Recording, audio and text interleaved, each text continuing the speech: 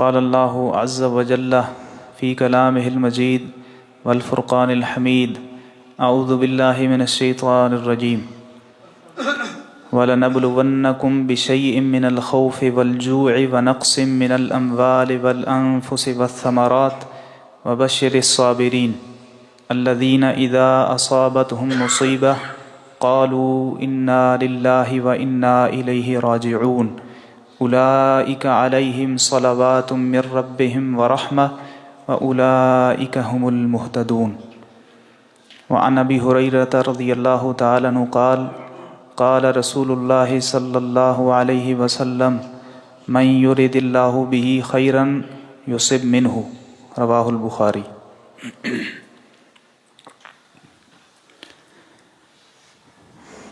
ایک کامل مسلمان اور مومن کا یہ عقیدہ اور نظریہ ہے کہ جو بھی تکالیف، آزمائشیں، آلام اور مصائب آیا کرتے ہیں وہ اللہ رب العالمین کی طرف سے ہوتے ہیں، اور اس کے ساتھ یہ بھی ایک اچھے مسلمان کا عقیدہ اور یقین اور نظریہ ہے کہ ان کو دور کرنے پر قادر بھی صرف اللہ ہی کی ذات ہے۔ شروع سے ہی آپ انبیاء علیہم السلام کی سیرت کا مطالعہ کریں، شاید ہی کوئی نبی ایسا آپ کو ملے کہ جس کی زندگی میں کوئی دکھ اور تکلیف نہ آئی ہو۔ اللہ کے بعد انبیاء کا درجہ، نبی صلی اللہ علیہ وسلم کو دیکھ لیں، انبیاء میں سے بلکہ سارے ولد آدم کے سردار ہیں اللہ کے نبی صلی اللہ علیہ وسلم۔ اللہ کے نبی صلی اللہ علیہ وسلم نے خود فرمایا انا سید ولد آدم، میں ولد آدم کا، آدم کی اولاد کا سردار ہوں۔ ویڈیو نہیں بنانی ہے، اب آڈیو ریکارڈ کریں، اللہ آپ کو برکت دے۔ سید ولد آدم ہے اللہ کے نبی صلی اللہ علیہ وسلم، اور آپ کی زندگی میں سمجھتا ہوں کہ تمام انبیاء سے زیادہ تکلیفیں شاید اللہ کے نبی صلی اللہ علیہ وسلم پر آئی ہیں۔ پھر انبیاء کے بعد صحابہ کرام رضی اللہ تعالی عنہم، اور صحابہ کرام رضی اللہ تعالی عنہ میں سے ابو بکر صدیق رضی اللہ تعالی عنہ، جن کے بارے میں علی رضی اللہ عنہ کے بیٹے نے محمد بن الحنفیہ رحمہ اللہ نے اپنے والد محترم علی بن ابی طالب رضی اللہ تعالی عنہ سے سوال کیا تھا۔ صحیح البخاری میں یہ حدیث آتی ہے کہ رسول اللہ صلی اللہ علیہ وسلم کے بعد سب سے افضل کون ہے؟ حضرت علی رضی اللہ تعالیٰ نے جواب دیا تھا کہ اللہ کے نبی صلی اللہ علیہ وسلم کے بعد صحابہ کرام سے سب سے افضل ابو بکر صدیق ہیں رضی اللہ عنہ۔ آپ کی زندگی دیکھ لیں، صحابہ کرام بعد آپ کے بعد پھر تابعین، سلف صالحین کا دور آیا، جو بھی نیک صالح لوگ دنیا میں گزرے ہیں سب کی زندگیوں میں آزمائشیں، مصائب اور آلام، دکھ اور تکالیف آئی ہیں، اور اللہ رب العزت کا یہ قانون، اصول اور ضابطہ ہے وَلَنَبْلُوَنَّكُمْ بِشَيْءٍ مِّنَ الْخَوْفِ وَالْجُوعِ وَنَقْصٍ مِّنَ الْأَمْوَالِ وَالْأَنفُسِ وَالثَّمَرَاتِ۔ اللہ رب العالمین نے فرمایا یقیناً ضرور ہم تمہیں آزمائیں گے، یہ پکی بات ہے۔ کبھی خوف دے کر آزمائیں گے، یہ بھی ایک آزمائش ہوتی ہے۔ والجوع، بھوک دے کر غربت آ جانا، رزق میں کمی آ جانی، یہ بھی ایک آزمائش ہے، اس کے ذریعے اللہ تعالیٰ آزما سکتے ہیں۔ وَنَقْصٍ مِّنَ الْأَمْوَالِ وَالْأَنفُسِ وَالثَّمَرَاتِ، کبھی جانوں میں کمی کر کے، کبھی کوئی عزیز فوت ہو گیا، جس سے زیادہ محبت ہے وہ فوت ہو گیا، والدین میں سے کسی فوت ہو گیا، کسی کی اولاد میں سے کوئی فوت ہو گیا، یہ بھی بہت بڑی آزمائش ہے۔ اللہ تعالیٰ نے فرمایا اس کے ذریعے بھی ہم آزمائیں گے تم کو۔ مالوں میں کمی کر کے،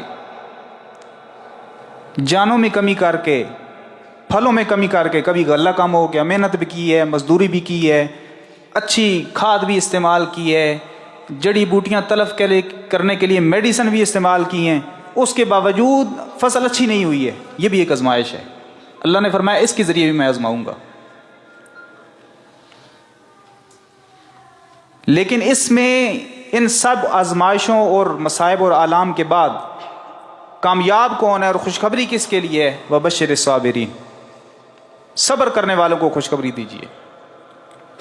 ان میں واویلا کرنا اور ہائے وائے کرنا اس کا فائدہ نہیں ہے، اجر ضائع ہو جاتا ہے۔ خوشخبری ان لوگوں کے لیے ہے جو ان سب حالات کے باوجود اللہ کے سامنے صبر کرتے ہیں۔ اور فرمایا پھر صبر کرنے والے کون ہیں؟ الذین اذا اصابتهم مصیبہ قالوا انا للہ و انا الیہ راجعون، وہ کیا کہتے ہیں جب ان کو مصیبت پہنچتے ہے؟ ایمان والے، اچھے مسلمان، صبر کرنے والے، وہ کہتے ہیں ہم اللہ کی ہی ہیں، اللہ کی طرف ہی لوٹ کر جانے، یہ مصیبتیں اور آزمائشیں یہ من جانب اللہ ہیں، یہ اللہ کی طرف سے ہیں۔ پھر اللہ تعالیٰ نے دوبارہ ان لوگوں کے بارے میں ایک اور سرٹیفکیٹ جاری کی ہے کہ یہ جو لوگ ہیں نا، یہ صبر کرنے والے، اچھے کلمات کہتے ہیں، مصیبت پر صبر کرتے ہیں، اللہ کے ساتھ تعلق جوڑے رکھتے ہیں، اولئک، یہ جو لوگ ہیں نا، علیہم صلوات من ربہم ورحمہ، ان پر اللہ کی طرف سے رحمتیں نازل ہوں گی۔ اور اس سے بڑا ریوارڈ وَأُولَئِكَ هُمُ الْمُهْتَدُونَ، اللہ رب العالمین کے نزدیک یہ بندے ہدایت یافتہ ہیں، ہدایت پر ہیں۔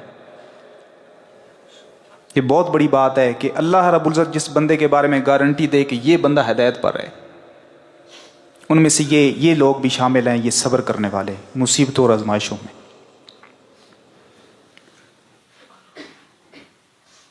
اور مصیبتیں اور آزمائشیں کن لوگوں پر آتی ہیں؟ بعض اوقات تو انسان کی اپنی ہاتھوں کی کمائی اور اعمال جو سیئہ اعمال ہیں، اعمال سیئہ، گناہ، اور اس وجہ سے بھی اللہ تعالیٰ بندے کو آزمائش میں مبتلا کرتا ہے کہ تاکہ بندہ ان برے اعمال سے رک جائے، اللہ کی طرف رجوع کر لے۔ ظہر الفساد فی البر والبحر بما کسبت ایدی الناس، یہ خشکی اور تری میں جو فسادات بپا ہوتے ہیں اور یہ جو فتنے اور آزمائشوں تکلیف آتی ہیں، یہ انسان کے ہاتھوں کی کمائی ہے۔ بعض اوقات تو یہ مسئلہ ہوتا ہے، اور بعض اوقات اللہ تعالیٰ، جیسے یہ میں نے آیت پڑھی کہ صبر کرنے والوں کو اللہ تعالیٰ ویسے اپنے بندوں کو آزماتے ہیں کہ اگر میں نے انعام و اکرام کے اندر ان کو رکھا ہوا ہے اور طرح طرح کی نعمتوں سے نوازا ہوا ہے، تو پھر اگر اللہ کے ساتھ تعلق جوڑے ہوئے ہیں تو کیا ایسا بھی ہے کہ میں ان کو تھوڑی آزمائش میں ڈال کر، مصیبت کے اندر ڈال کر، پھر بھی میرے ساتھ تعلق جوڑے رکھتے ہیں، یا بے صبری کا مظاہرہ کرتے ہیں، یا تعلق توڑ دیتے ہیں، یا غیر اللہ کے سر جا کر آستانوں پر سر رگڑنا شروع کر دیتے ہیں؟ کیا پھر بھی میرے ساتھ یہ تعلق جوڑے رکھتے ہیں؟ اصل یہ لوگ ہیں، ان لوگوں کو اللہ تعالیٰ اس وجہ بھی کئی دفعہ آزماتا ہے، اور وہ نیک صالح ہوتے ہیں۔ جیسے رسول اللہ صلی اللہ علیہ وسلم کی مثال میں نے آپ کے سامنے رکھی، اور یہ پکی بات ہے، اس میں ذرہ برابر شک نہیں ہے کہ اللہ کے نبی صلی اللہ علیہ وسلم جنتی ہیں، اور اس میں بھی ذرہ برابر شک نہیں ہے کہ اللہ کے نبی صلی اللہ علیہ وسلم نے کسی کے ساتھ اپنی زندگی میں زیادتی نہیں کی ہے، کسی کا حق نہیں مارا ہے، کسی پر ظلم نہیں کیا ہے، ایون کہ غیر مسلموں پر بھی اللہ کے نبی صلی اللہ علیہ وسلم بلا وجہ کسی پر ظلم نہیں کیا ہے۔ اور یہ بہت بڑی گارنٹی ہے کہ اللہ کے نبی صلی اللہ علیہ وسلم پر کوئی یہودی، کوئی عیسائی، کوئی مشرک یہ الزام نہیں لگا سکا، اور آج تک اس کی مثال نہیں پیش کر سکتے کہ نبی صلی اللہ علیہ وسلم نے کسی یہودی پر بھی ظلم یا زیادتی کی ہو، کسی عیسائی کا حق مارا ہو،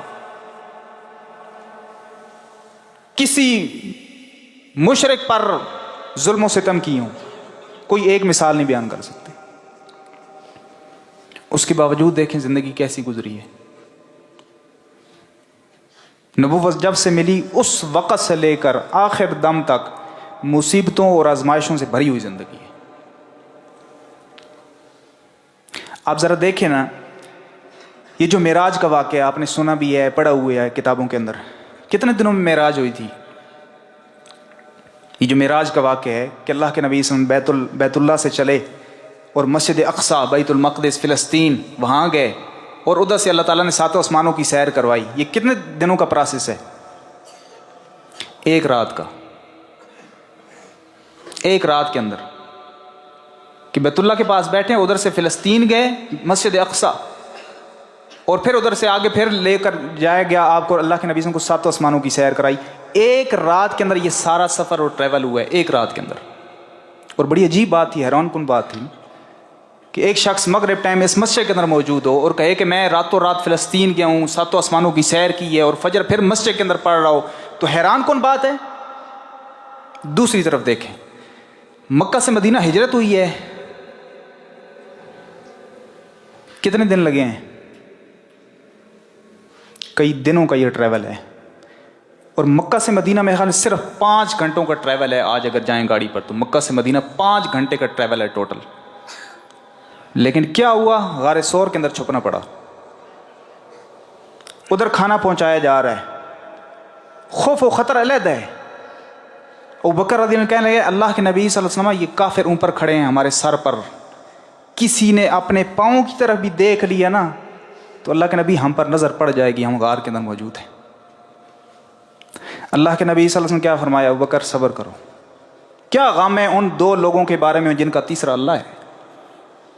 صبر کے پہاڑ، واللہ العظیم انبیاء صبر کے پہاڑ ہوا کرتے ہیں. دین کے دائی جنہوں نے دین کا کام کرنا ہے صبر کے پہاڑ ہوا کرتے ہیں.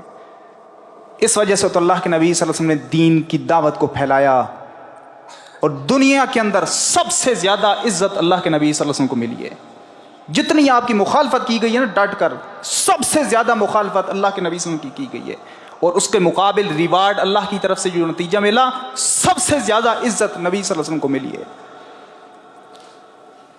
سب سے زیادہ پروپیگنڈے اور پلان نبی صلی اللہ علیہ وسلم کے خلاف بنائے گئے ہیں، اور پتہ نہیں کون کون سے الفاظ مشرک، نجاست والے، پلید اللہ کے نبی صلی اللہ علیہ وسلم کے خلاف بولتے تھے.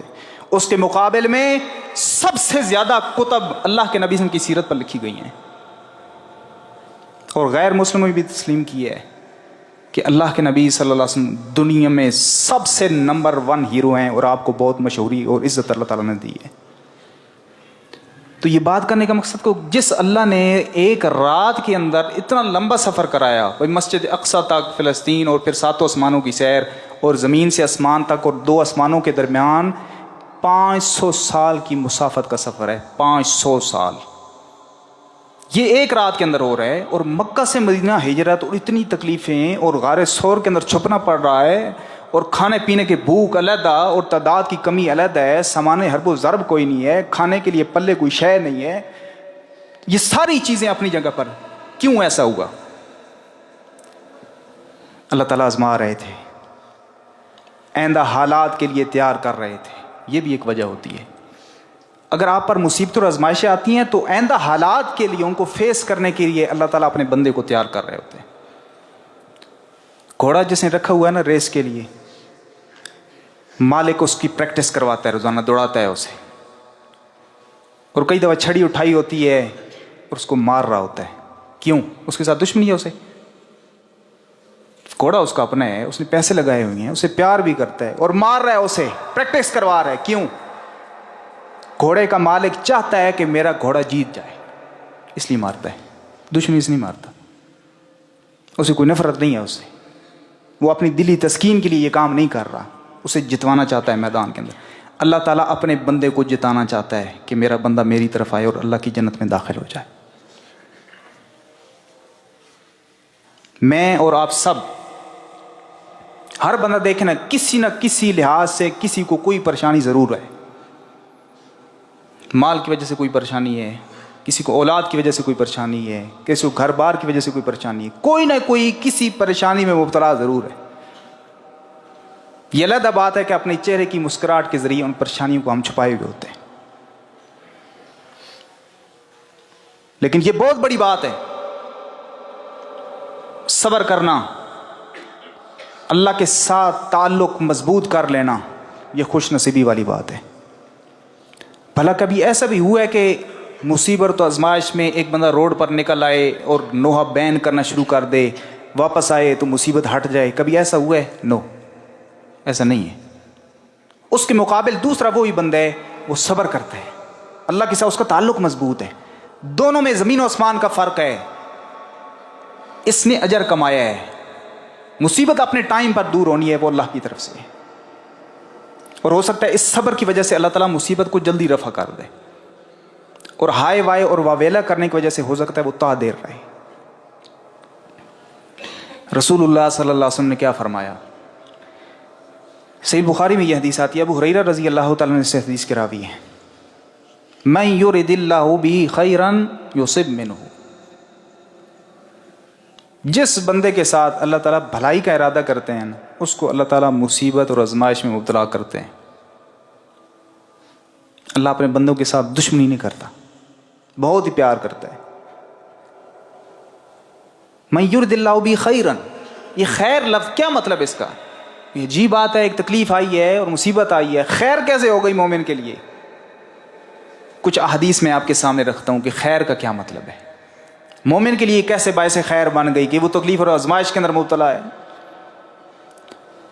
اللہ کے نبی صلی اللہ علیہ وسلم کی یہ حدیثیں جو میں دو آپ کو سنانے لگا ہوں، یہ سنن ترمذی کے اندر آتی ہیں، صحیح حدیث ہیں دونوں۔ سعد بن ابی وقاص رضی اللہ تعالی عنہ اس حدیث کے راوی ہیں، کہتے ہیں قلت یا رسول اللہ، میں نے کہا اللہ کے رسول صلی اللہ علیہ وسلم، ای الناس اشد بلاء، دنیا میں سب سے زیادہ تکلیف یا آزمائشیں کن لوگوں پر آتی ہیں؟ اللہ کے نبی صلی اللہ علیہ وسلم نے جواب دیا، الانبیاء، سب سے زیادہ تکالیف، مصائب اور آلام اور آزمائشیں نبیوں پر آیا کرتی۔ ثم الامثل فالامثل، پھر جتنا کوئی ظرف اور رتبے میں بڑا ہوگا نا، اس کے مطابق اس پر تکلیف آزمائش آنی ہے۔ وَإِنْ كَانَ فِي دِينِهِ صُلْبًا اشْتَدَّ بَلَاؤُهُ، جتنا کوئی دین پر زیادہ مضبوط ہوگا اتنی آزمائش سخت ہوگی۔ وَإِنْ كَانَ فِي دِينِهِ رِقَّةٌ ابْتُلِيَ بِحَسَبِ دِينِهِ، اگر دین میں تھوڑا کمزور ہے تو اس کے مطابق اس پر آزمائش آئے گی۔ آگے کیا فرمایا حدیث کا آخری ٹکڑا، ما یزال العبد، ہمیشہ بندہ کئی دفعہ مصیبتوں اور آزمائشوں کے اندر رہتا ہے، حتی یترکہ یمشی علی الارض ما علیہ خطیہ، آزمائشیں آتی رہتی ہیں یہاں تک کہ نتیجہ یہ نکلتا ہے کہ اللہ کا وہ بندہ زمین پر چل رہا ہوتا ہے لیکن اس کے ذمے ایک گناہ بھی نہیں ہوتا، گناہوں سے پاک چل رہا ہوتا ہے۔ کس وجہ سے؟ ان مصیبتوں اور آزمائشوں کی وجہ سے مومن کو جو پہنچ رہی ہیں۔ نبی صلی اللہ علیہ وسلم نے فرمایا نا، صحیح بخاری میں حدیث آتی ہے، مثل المؤمن، یہ جو مومن کی مثال ہے نا، کزرع الخامہ، یا اس طرح کے حدیث میں لفظ آتے ہیں، ایک جو ہری شاخ ہوتی ہے نا، کومپل نکلتی ہے اس سے، ٹہنی سے، اس کی مانند ہے مومن کی مثال۔ بیچارہ تھوڑا کمزور کئی دفعہ ہوتا ہے کہ مصیبتیں آتی ہیں نا، جس طرح ہری شاخ ہوتی ہے نا، ہوا چلتی ہے اس کو ادھر جھکا دیتی ہے، ادھر جھکا دیتی ہے، پھر وہ کھڑی ہو جاتی ہے۔ یہ مومن کی مثال ہے۔ مصیبتیں آتی ہیں، تھوڑا بیچارہ گر جاتا ہے، پھر کھڑا ہو جاتا ہے، صبر کرتا ہے اللہ کے سامنے۔ تو رسول اللہ صلی اللہ علیہ وسلم کیا فرمایا؟ سب سے زیادہ نبیوں پر تکلیفیں آتی ہیں۔ کیا نبیوں کے نعوذ باللہ کوئی گناہ زیادہ ہیں؟ نہیں، یہ قاعدہ اور رول اللہ تعالیٰ کا جو اصول ہے، جتنا کوئی اللہ کے زیادہ قریب ہوگا، دین پر جتنا کوئی زیادہ مضبوط ہوگا، اس کی آزمائش باقیوں کے مقابلے میں زیادہ سخت ہوگی۔ رسول اللہ صلی اللہ علیہ وسلم کو ایک دفعہ بخار ہوا تو عبداللہ بن مسعود رضی اللہ عنہ پوچھنے لگے، اللہ کے نبی صلی اللہ علیہ وسلم، آپ کو زیادہ بخار ہوتا ہے؟ اب میں ہاں، کما یوأک رجلان منکم، جتنا تم دو آدمیوں کو بخار ہوتا ہے نا، ان دو آدمیوں کے برابر مجھے اکیلے کو بخار ہوتا ہے۔ فائدہ کیا ہوتا ہے؟ اس سے اللہ درجے بلند کرتے ہیں، نیکیوں میں اضافہ ہوتا ہے، اور کسی کو گناہ ہے تو اللہ تعالیٰ ان گناہوں کو بھی معاف کرتا ہے۔ دوسری حدیث آتی ہے سنن ترمذی کے اندر، اس سے اگلی حدیث یہی ہے، اللہ کے نبی صلی اللہ علیہ وسلم نے فرمایا، ما یزال بالمؤمن والمؤمنۃ، کہ یہ جو مومن بندہ ہے نا یا مومنہ عورت، ان کو جب کوئی نہ کوئی تکلیف پہنچتی رہتی ہے، فی نفسہ ومالہ وولدہ، کبھی اس کی اپنے نفس میں کوئی تکلیف پہنچ گئی ہے، کبھی مال کی وجہ سے کوئی آزمائش آ گئی ہے، کبھی اولاد کی وجہ سے کوئی آزمائش آ گئی ہے، نتیجہ کیا نکلتا ہے؟ حتی یلقى اللہ، وہ اللہ سے جب ملے گا نا، ما علیہ من خطیہ، اس کے ذمے کوئی گناہ بھی نہیں ہوگا۔ یہ تکالیف اور مصائب اور آزمائشیں اس کے گناہوں کو دھو دے گی. یہ ہے خیر، مومن کے لیے خیر ہے، یہ مومن کے لیے بہتری ہے اس میں. یقیناً یہ انسان کی فطرت ہے، مومن کمزور ہے اس لحاظ سے کہ وقتی طور پر پریشانی آزمائش جب آتی ہے بندہ پریشان ہو جاتا ہے اور اس کو برداشت کرنا انتہائی مشکل ہوتا ہے. لیکن اس کے مقابل میں یہ جو تکلیف ہو رہی ہے نا، اسی وجہ سے تو یہ گناہ معاف ہو رہے ہیں. صحیح بخاری میں حدیث آتی ہے، اللہ کے نبی صلی اللہ علیہ وسلم نے فرمایا ما یصیب المسلم من نصب ولا وصب ولا ہم ولا حزن ولا اذن ولا غم حتی الشوکۃ یشاکها الا کفر اللہ بہ من خطایاہ. مومن بندے کو، مسلمان کو کوئی تھکاوٹ پہنچتی ہے، کوئی غم پہنچتا ہے، کوئی فکر لاحق ہوتی ہے، کوئی تکلیف پہنچتی ہے، حتیٰ کہ کانٹا بھی چبھتا ہے، اللہ اس کے ذریعے اس کے گناہوں کو معاف کرواتا ہے. تھکاوٹ بڑی بڑی، چلو بخار اور یہ جو آزمائشیں تو بڑی بڑی چیزیں ہیں نا، یہ جو تھکاوٹ ہو جاتی ہے نا مومن بندے کو، جس میں تھکاوٹ محسوس کرتا ہے، اس تھکاوٹ کی وجہ سے بھی اللہ رب العالمین اپنے مومن مسلمان بندے کے گناہوں کو معاف کرتے ہیں. یہ ہے وہ حدیث من یرد اللہ بہ خیرا یصب منہ. اللہ خیر کا ارادہ کر رہے ہیں، یہ ہمارے لیے بہتر ہے. اور یہ غم کی ایک بہت بڑی خوبی ہوتی ہے کہ غم انسان کو اللہ کے قریب کر دیتا ہے، انسان کو اللہ کے قریب کر دیتا ہے. اور میں سمجھتا ہوں میرے سمیت اگر یہ پریشانیاں نہ آتی، شاید ہم میں سے شاید ہی کو اللہ کو پھر یاد کرتا. یہ آزمائشیں چھوٹی چھوٹی آتی ہیں، پھر انسان اللہ کے سامنے ہاتھ اٹھاتا ہے، اللہ کی طرف لپک آتا ہے، اپنے گناہوں کی معافی چاہتا ہے، طلب کرتا ہے، اللہ سے مغفرت طلب کرتا ہے. یہ خیر ہی خیر ہے ساری. تو اللہ کے جو فیصلے ہیں نا، اللہ کے فیصلے، اللہ حکیم ہے، یاد رکھیے. اللہ کے فیصلے حکمت سے خالی نہیں ہوا کرتے. فعل الحکیم لا یخلو عن الحکمہ. حکیم، عقل مند اور دانا بندے کا جو بھی کام ہوتا ہے نا، وہ حکمت سے خالی نہیں ہوتا، دانائی اور عقل مندی سے خالی نہیں ہوتا. اللہ تعالیٰ تو حکیم ہے، اللہ کے فیصلے حکمت پر مبنی ہیں. جیسے میں نے آپ کو مثال دی ہے نبی صلی اللہ علیہ وسلم کی کہ معراج کا اتنا لمبا سفر ایک رات میں، تو اللہ تعالیٰ کیا ایک لمحے کے اندر مکہ سے مدینہ آپ کو نہیں پہنچا سکتا تھا؟ پہنچا سکتا تھا. آئندہ کے حالات کے لیے بندے کو اللہ تعالیٰ کئی دفعہ تیار کرتے ہیں. اللہ کے نبی صلی اللہ علیہ وسلم پر یہ شروع میں یہ تکالیف نہ آتی تو شاید بدر، احد اور خندق کے میدانوں کے اندر کھڑا ہونا ممکن نہیں تھا. یہ شروع میں حالات فیس کرنے پڑے اور پھر ایسا وقت آیا کہ بڑی بڑی مصیبتوں کے سامنے اللہ رب العالمین نے اپنے نبی صلی اللہ علیہ وسلم کو ثابت قدم رکھا ہے، ثابت قدم رکھا ہے. اور دوسرا فائدہ کیا ہوا کہ گناہوں کی معافی ہو رہی ہے، درجات کی بلندی ہو رہی ہے، اللہ کے سامنے تقرب، اللہ کا مقرب بندہ وہ بن رہا ہے. اور رسول اللہ صلی اللہ علیہ وسلم نے کیا فرمایا؟ صحیح مسلم میں حدیث آتی ہے، عجبا لامر المؤمن. مومن کا معاملہ بڑی عجیب ہے. ان امرہ کلہ خیر، اس کا معاملہ سارا خیر سے بھرا ہوا ہے. ولیس ذلک لأحد الا للمؤمن، اور یہ شرف مومن کو ہی حاصل ہے. وہ کیا؟ ان اصابت السراء، اگر مومن کو کوئی خوشی پہنچتی ہے، اللہ کی طرف سے نعمت، انعام و اکرام، تو کیا کرتا ہے؟ اللہ کا شکر کرتا ہے. یاد رکھیے خوشی کے مواقع پر بھی اللہ کے ساتھ ہی تعلق ہونا چاہیے. یہ ڈھول اور یہ موسیقی اور پٹاخے اور گولے اور آپے سے باہر ہو جانا، یہ عقل مندی نہیں ہے. یہ ہم اپنا نقصان کر رہے ہوتے ہیں. اس ایک وقتی 5-10 منٹ یا آدھے گھنٹے یا گھنٹے کی ایک خوشی کے پیچھے دین کی بھی تباہی کر دیتے ہیں، اپنے اعمال صالحہ کی بھی تباہی کر دیتے ہیں. اس معاملے میں بھی اللہ کو یاد کرنا چاہیے. ان اصابت السراء شکر فکان خیر لہ، شکر کرنا چاہیے. اللہ کے نبی صلی اللہ علیہ وسلم فتح مکہ والے دن آپ نے کیا کیا تھا؟ اللہ کے نبی صلی اللہ علیہ وسلم سواری پر بیٹھے تھے اور قرآن کی تلاوت کر رہے تھے. یہ تاریخ اسلام کے اندر، اسلامک ہسٹری میں ایک بہت بڑی فتح تھی، یہ فتح مکہ، جہاں سے آپ کو نکالا گیا اور اتنی لمبی جو ہے نا وہ بہت زیادہ اسٹرگل کیا آپ نے، کوشش، اس کے بعد آپ کو امتحانات اور آزمائشیں، ساری چیزیں، اور پھر ایک وقت وہ آیا کہ دوبارہ مکہ کے اندر آپ آئے، اور یہ بہت بڑی فتح تھی، عظیم فتح تھی. اور اللہ کے نبی صلی اللہ علیہ وسلم اس وقت کیا کر رہے تھے؟ قرآن کی تلاوت کر رہے تھے. مسلمانوں کا نبی صلی اللہ علیہ وسلم اپنی امت کی تربیت کر کے گئے ہیں. کر سکتے تھے صحابہ کرام کہ چلو اللہ کے نبی آج گھوڑوں کا مقابلہ ہی کرواتے ہیں، ایسی خوشی میں ریس لگواتے ہیں، اور یہ کوئی ممنوع کام بھی نہیں تھا۔ جرنیل صحابہ کرام تلواروں کا مقابلہ ہی چلو کر لیتے ہیں، کھیل ہی صحیح نا، اور یہ جائز، اس میں حرج کی بات بھی نہیں ہے۔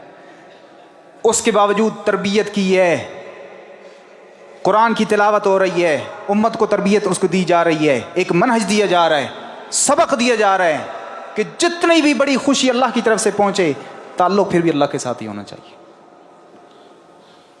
ان اصابت السرا شکر فکان خیر اللہ، شکر کرتا ہے مومن، اور اس کے مقابل وَإِنْ أَصَابَتْهُ الضَّرَّاءُ صَبَرَ فَكَانَ خَيْرًا لَهُ، یہ دوسری کوالٹی ہے مومن کی کہ جب اسے تکلیف پہنچتی ہے صبر کرتا ہے، اور یہ بھی اس کے لیے بہتر ہے، یہ بھی اس کے لیے بہتر ہے۔ اور یاد رکھیے یہ جو حدیث میں آپ کو سنانے لگوں یہ بڑے مواقع پر آپ کو کام دے گی۔ اللہ کے نبی صلی اللہ علیہ وسلم نے فرمایا انظروا الی من هو اسفل منکم، ہمیشہ اپنے سے نیچے والے کو دیکھا کرو، ولا تنظروا الی من هو فوقکم، اپنے سے اوپر والا جو اوپر والے لیول پر ہے، کسی اوپر والی پوسٹ پر بیٹھا ہوا ہے اور انعام و اکرام کے اندر آپ اس سے اوپر والی ڈگری پر ہے، اس کو نہ دیکھا کرو۔ فَوَأَجْدَرُ أَلَّا تَزْدَرُوا نعمت اللہ علیکم، یہ جو چیز ہے نا کہ جب تم اپنے سے نیچے والے کو دیکھو گے اللہ کی نعمتوں کو کبھی بھی تم حقیر نہ جانو گے۔ پھر ہم جو بیٹھے ہیں نا الحمدللہ مسجد کے اندر، ہم ان لوگوں میں شامل نہیں ہیں کہ جو ہسپتال کے اندر بیڈ پر پڑے ہوئے ہیں،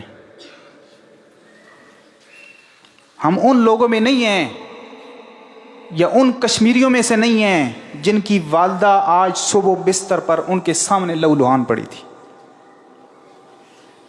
اور ہم ان لوگوں میں سے نہیں ہیں جو کافروں کی جیلوں کے اندر سزائیں برداشت کر رہے ہیں کافروں کی، اور ہم ان لوگوں میں سے بھی نہیں ہیں جو کسی بڑی موذی بیماری کے اندر مبتلا ہیں، اور ہم ان لوگوں میں سے بھی نہیں ہیں کہ جن کو اللہ کی طرف سے ایسی بیماری آئی کہ وہ چلنے پھرنے کے قابل نہیں ہے اور وہ آج مسجد کے اندر نہیں آ سکے۔ اللہ کا شکر ادا کیا کریں۔ ہم نے یہ جو نعمتیں ہیں نا اللہ تعالیٰ نے ہمیں دی ہوئی ہیں، ہم ادھر بیٹھے ہیں الحمدللہ سکون کے ساتھ، کوئی ہمیں خطرہ نہیں ہے کہ اوپر سے کوئی بم آئے گا گر جائے گا اور ابھی ہلاک ہو جائیں گے، جیسے کشمیر میں معاملات ہیں، اور مسلمانوں کے حالات آپ جانتے ہیں، اگلے لمحے کا پتہ نہیں ہے کہ کیا ہو جائے گا۔ یہ جو سکون کی نعمت ہے نا اور خوف نہ ہونا، یہ بہت بڑی نعمت اللہ کی طرف سے۔ ہم الحمدللہ رات کو سکون کے ساتھ سوتے ہیں، ہمیں یہ نہیں ہوتا کہ رات کو آ کر بمباری ہو جانی ہے۔ اللہ کا شکر ادا کیا کریں۔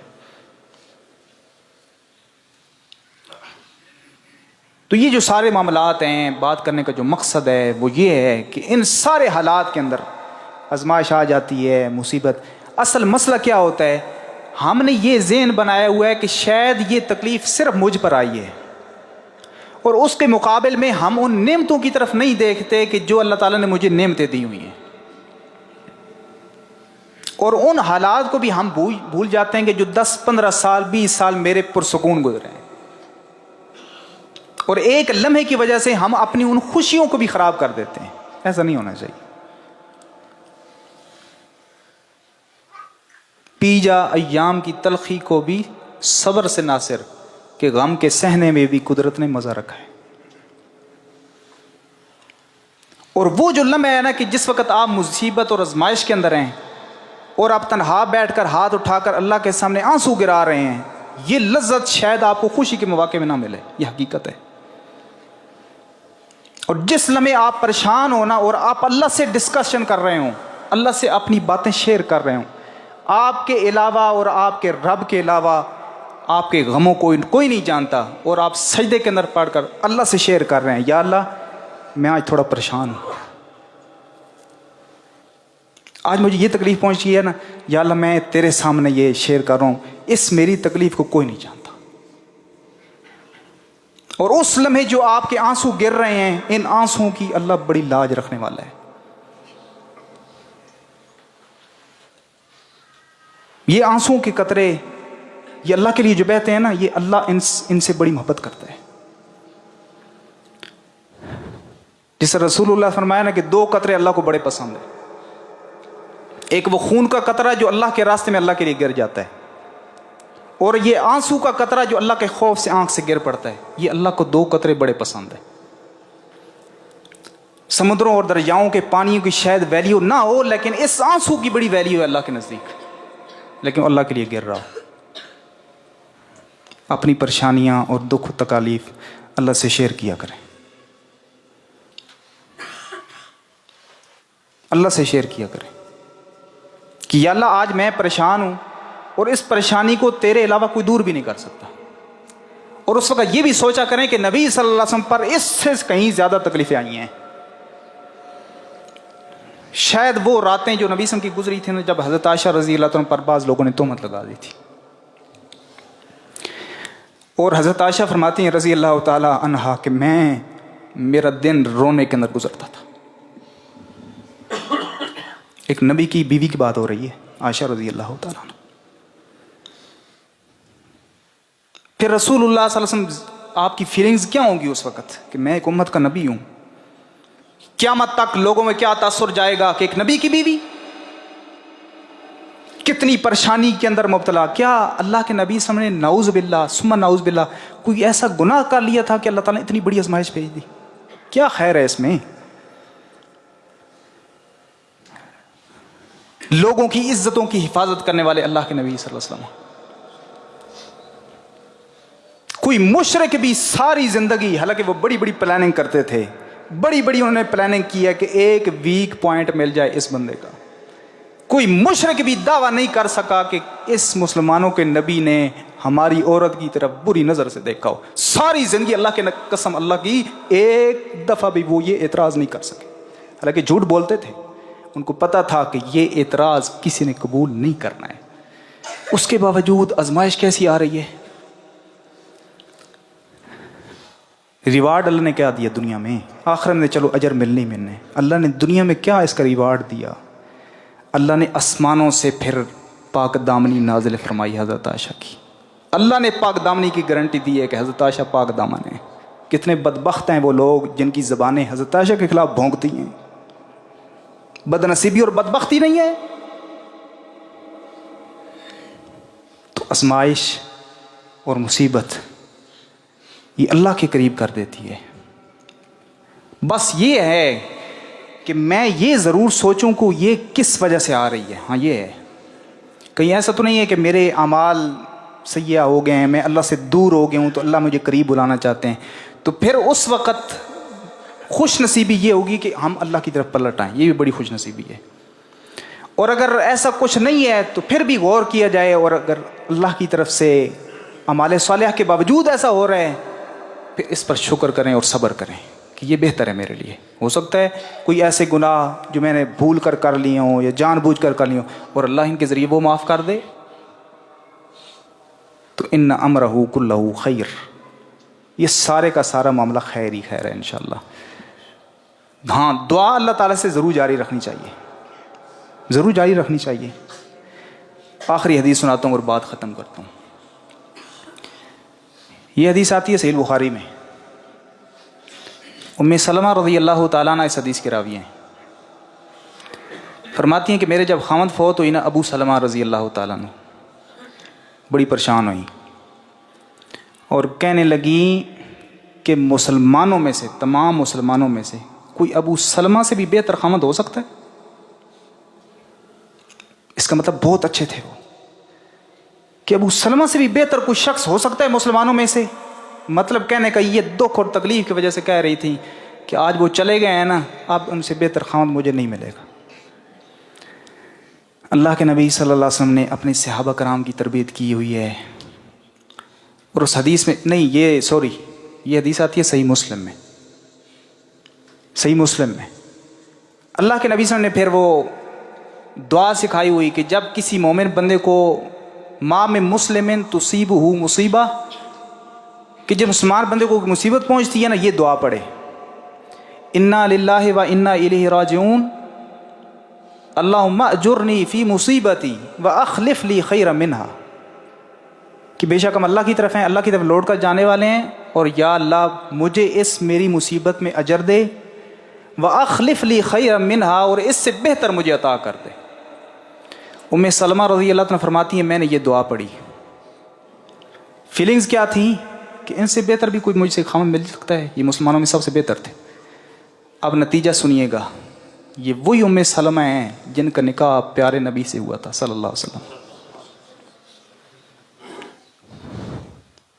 یہ اللہ تعالیٰ اپنے بندے کو جتوانا چاہتا ہے۔ کئی دفعہ وہ ہم نتیجہ نہیں نہ دیکھ رہے، یہ میری فطرت ہے انسان کی کہ ہم فوری ایک چیز کا نتیجہ دیکھنا چاہتے ہیں کہ فوراً ابھی مجھے سامنے مل جائے، کیسا ہے۔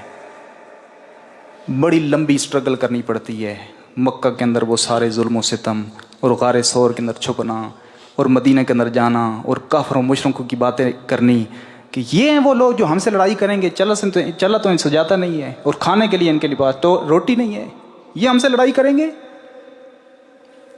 ایک لمبی سٹرگل ہے، لیکن جب نتیجے اللہ تعالیٰ نے دیے تو پھر وہ